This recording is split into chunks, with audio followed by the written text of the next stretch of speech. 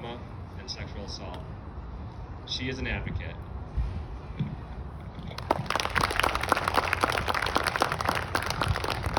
Hello, please bear with me, this is kind of long, and I'm a little emotional, so hang in there. When I was first asked to speak at today's event, I immediately said yes, quickly followed by, what in the world was I thinking? I've been struggling to put my thoughts down on paper, which sounds crazy, because my trauma is 20, 30, and 40 years old. That's the funny thing about trauma, it never leaves you. The body keeps score.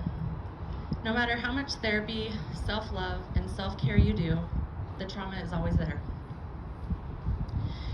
My trauma began when I was a small child. My mother left me when I was 6 months old. When I was 4, a family member began to sexually abuse me. I witnessed alcohol and drug addiction. I witnessed domestic violence. I had family members incarcerated. I grew up in poverty, many times wondering where my next meal was going to come from. I was homeless at 16 years old. These examples of my adverse childhood effects are important details because they shape how our brains respond to unsafe situations and traumas as adults. These examples may be the details in my story, but you may recognize these details in someone you know, or even yourself. I met my abuser when I was 15 years old. He was my high school boyfriend that later became my husband and the father of our 2 children. Looking back on the abuse that I endured, I can now see the warning signs that I ignored or dismissed as protective, jealousy, or even normal. It was a progressive build of power and control, and I missed all the warning signs. My high school education failed to prepare me for how to recognize an abusive relationship, let alone leave an abusive relationship. I can clearly remember the moment I saw my then husband in a different light. I was 22 years old. We had gone to dinner with a group of friends, and afterwards we all went out for some drinks. An altercation began as my husband asserted himself, accusing me of inappropriate behaviors with another man. My husband grabbed my arm hard. There was a loud, angry exchange, and when I pulled away, he spit in my face. I remember the moment of realizing what had happened, and I could see our group of friends watching it all unfold.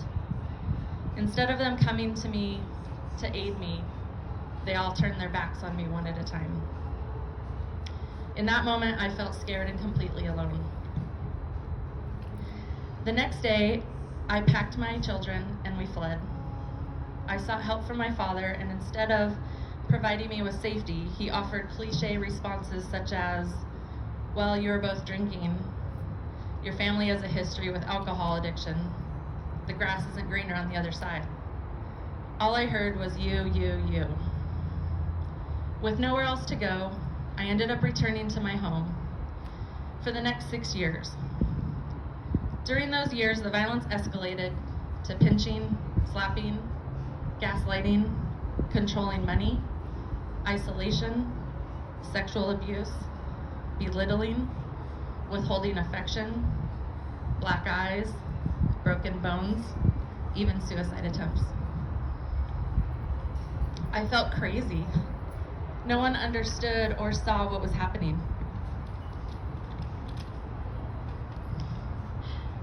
Afterwards was always the same. My husband was so sorry. He would bring me flowers and my favorite treats, proof that he loved me. He was grooming me. In those 6 years, it took me 3 years to wake up and another 3 years to be financially stable enough to leave. My plan took 3 years. For people who have not experienced domestic violence, it is hard to understand why the victim stays or returns again and again to re-enter the cycle of violence. The primary reason given by victims for staying with their abusers is fear and lack of real options to be safe with their children. The fear of violence is real. Domestic violence usually escalates when victims leave their relationships. In addition to fear, the lack of shelter, protection, and support creates barriers to leaving. Immobilization by psychological trauma that the violence is the victim's fault and that he or she could stop the abuse by simply complying with the abuser's demands. Leaving a violent relationship is often a process that takes place over time. The victim may leave many times before making the final decision. The repeated pattern of the victim bringing charges and subsequently dropping them often discourages friends, family, and even law enforcement from giving these cases their immediate attention, leaving the victim to be re-victimized again. We need to believe individuals who are being abused. We need to stop victim blaming for their behaviors. We need to use trauma-informed responses. How can I support you? What do you need? If you see something, say something, and above all, don't turn your back. Unpacking my own guilt and shame has been a lifelong journey.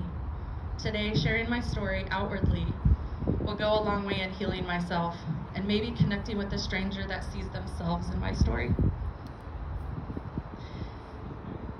I have spent the last 13 years supporting families in our community, not just in becoming present in their parenting roles, but in building resiliency and understanding and recognizing unsafe situations and being brave enough to create change. I am no longer a victim of sexual assault and domestic violence. I am a survivor and an advocate. Thank you.